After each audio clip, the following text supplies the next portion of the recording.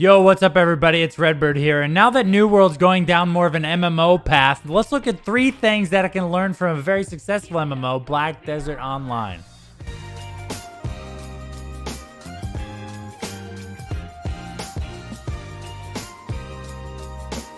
Thanks for joining me today, guys. Real quick before we get started, don't forget to hit the subscription button, the notification bell, to see more videos like this about New World leading up to and including beta and launch. So without further ado, the first thing that New World can learn from BDO is to maintain an open world concept.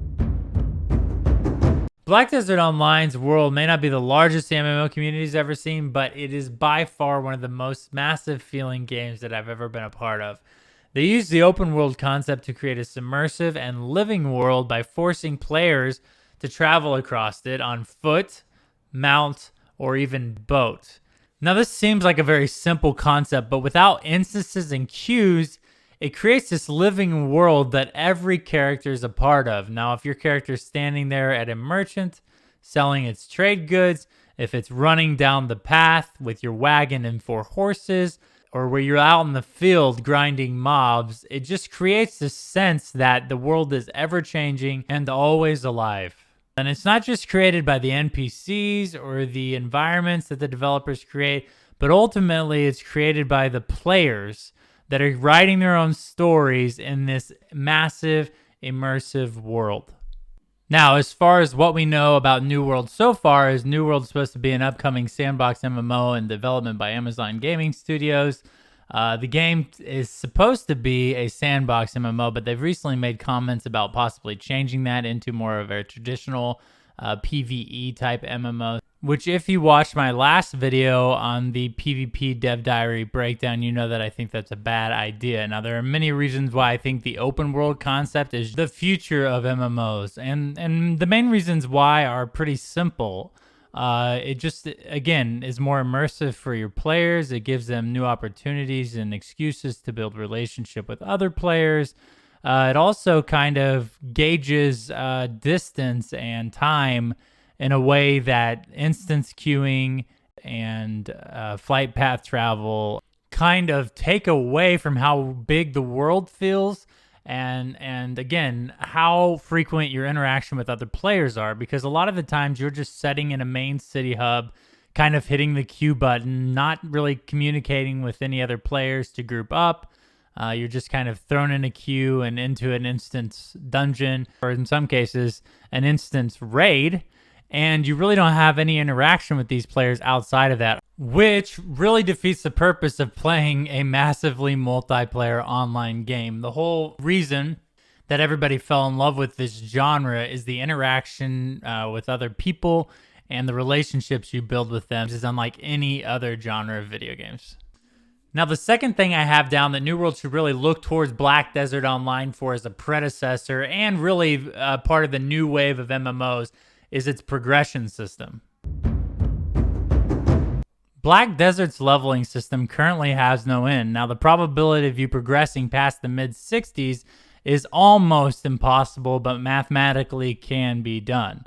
Now, this creates any grinder's paradise, because you're not just limited to max level and then I go ahead and obtain max level stuff.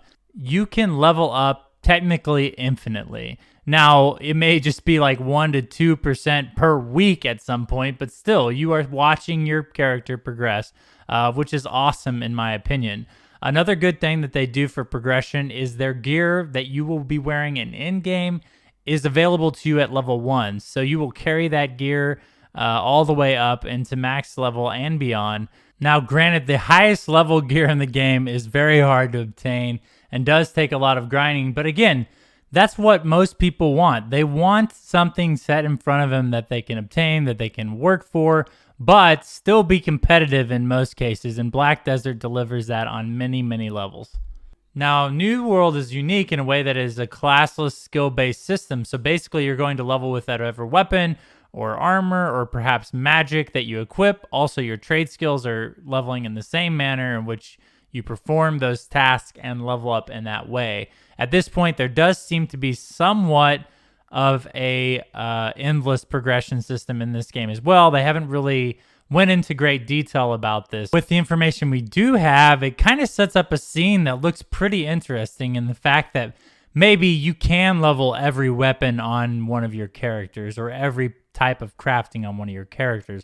But if you choose to specialize into a specific weapon or crafting thing, you might be able to infinitely progress past people. So those people that do want to be a jack of all trades will be limited, because those people that really do choose their lane will be able to progress infinitely, which would keep them above and beyond everybody else. Now, just like in Black Desert Online, I would like to see New World titrate the top levels of progression. That way, it may be just a minute amount of progression that you're achieving with each level past a certain point. But those people that want to grind it out, that want to say they're the best, that want to be in the top 1%, have the opportunity to do that without dividing too much of the player base.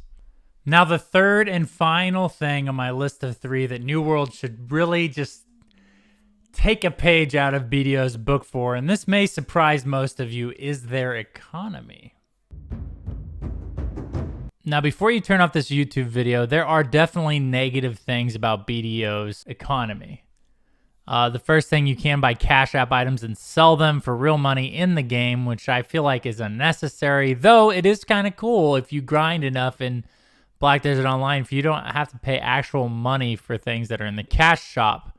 Now, on the other hand, a lot of people think that this is a pay-to-win type model, which you do not want to be labeled as in 2020 if you're an MMO. Now, the things that they really do well in Black Desert Online is that everything is transferable into their currency, silver. Now, are you a fisherman? Well, that translates into silver. Are you a tradesman? That translates into silver. Do you like to grind mobs? That translates into silver. Do you like to find the rarest of rarest drops? Well, that translates into silver.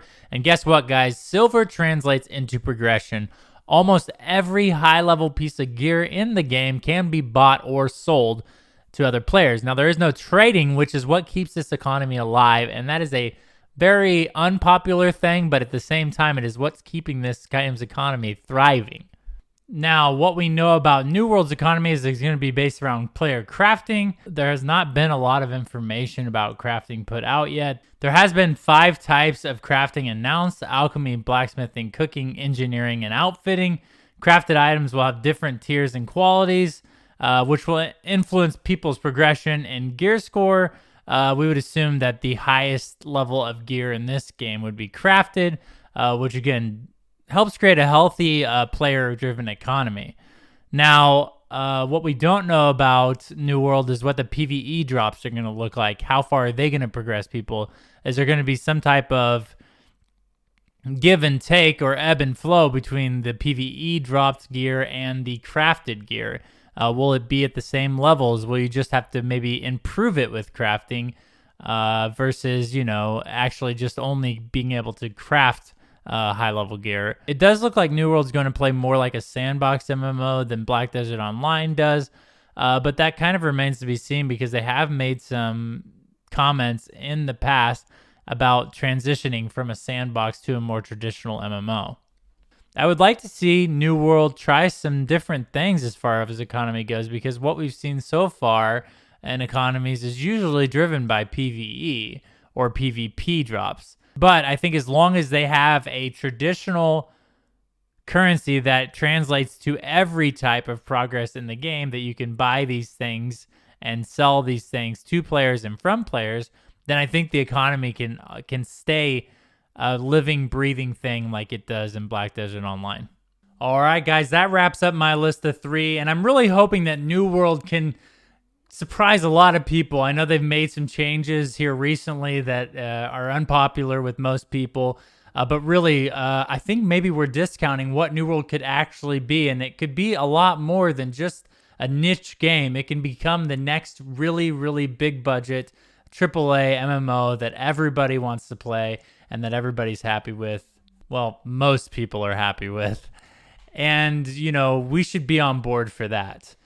Thanks for watching, guys. I really appreciate it. Don't forget to hit the subscribe button, the notification bell. Go follow me on Twitch, twitch.tv/Redbird. That is with a Y. Also, I have a podcast, New World to Go. You can find that on any podcasting network right now if you just search New World MMO, Amazon's New World, or just the name, New World to Go. Also, guys, I do produce content for StudioLoot.com, so go check that out as well. Thank you so much for watching this video. There should be some kind of recommendation on some part of the screen for something else, New World, if you're interested in that. And I hope you guys have a great day. We'll see you next time.